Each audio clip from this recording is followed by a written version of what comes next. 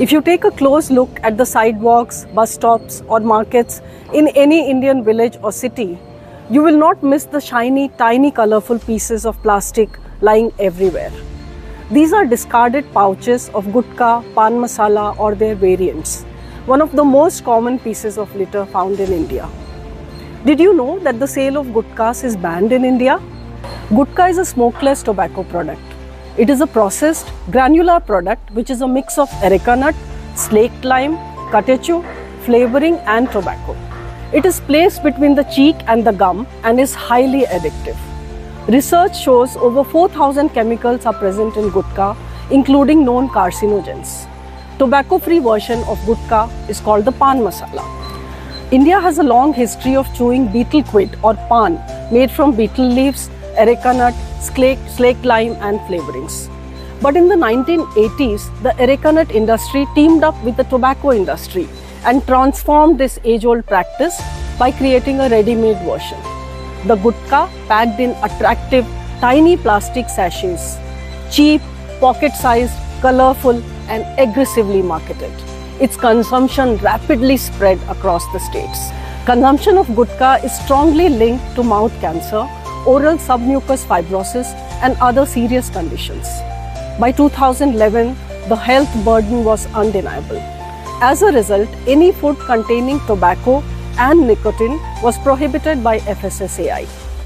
What happened next?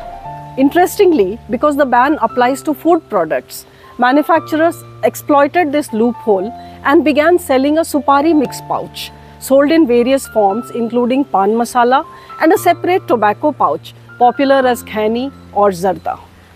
Khani or zarda are meant to be spit and not ingested and hence do not technically qualify as food products. Hence, manufacturers circumvented the FSSAI ban by selling them as non-food products. Essentially, since 2011, gutka has been sold as a combo of 2 packets, pan masala and chewing tobacco in the states where the ban is in force, or sold at significantly inflated prices in the black market with export-only marketing where the states have a temporary ban. There is also a plastic pollution angle in the sale of gutkas and pan masalas. Gutka and pan masalas are usually sold in multi-layer plastic sachets which are non-recyclable and are too small to collect and sort. As they are purchased and consumed on the go, these sachets in most cases don't reach the dustbins. Instead, they end up on the road, drains, open fields and eventually get swept with silt and mud during street cleaning. There are simply no practical ways to segregate them after collection. So they go straight to the landfill along with the other litter collected during street sweeping. In some driveway sorting center, the staff did try to collect and sort gutka sachets separately, but no recycler wants to buy them as they are made of multi-layer plastics. Multi-layer plastics, as we know, are non-recyclable and have to be sent for co-processing or for waste to energy. As a result, the gutka sachets pile up in the sheds with no end use. Clearly, this form of packaging is not a waste stream which is circular. In 2007, the Rajasthan High Court invoked the polluter pays principle, ordering a ban on the use of plastic sachets for packaging these products. The Supreme Court ordered a nationwide ban on the use of plastic for packaging of gutka, tobacco, pan masala from March 2011. This marks the first national level restriction on the industry, driven solely by environmental concerns.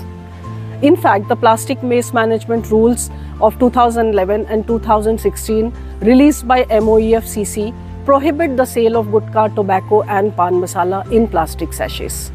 And because of that, the manufacturers and brand owners of pan masalas and gutkas are exempt from the extended producer responsibility rules. Despite multiple bans on the sale of gutka and restrictions on using plastic packaging, these sachets are still sold in shops and litter our streets. While poor enforcement of the law is to be blamed for this, celebrity endorsements through surrogate ads for flavored elaichi and the large in-your-face advertising campaigns of pan masalas and similar products encourage the consumption of these products, which negatively impact public health and the environment. Recent National Green Tribunal hearings have pulled up the pollution control board's for failing to enforce these rules and noted that manufacturers continue to use illegal packaging while ignoring EPR altogether. Hopefully, this condemnation of regulatory inaction can set a precedent and pave a way towards more accountability.